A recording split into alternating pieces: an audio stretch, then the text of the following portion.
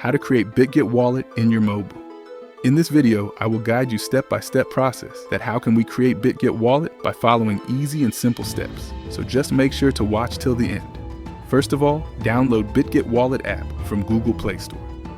Once downloaded, open that application. We are creating our new wallet, so I will tap on Create Account.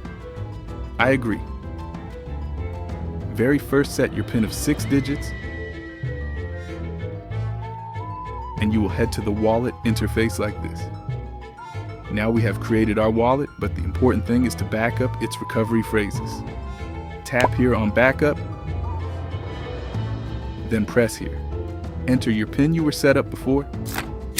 Now these 12 words are the recovery phrases for our wallet. Keep them safe or write down on a notebook. Then press here on Backup. Now choose words according to their order, and finally press Confirm. Now we have created our wallet, and you can leave the video. I hope you will find this video helpful. Thanks for watching.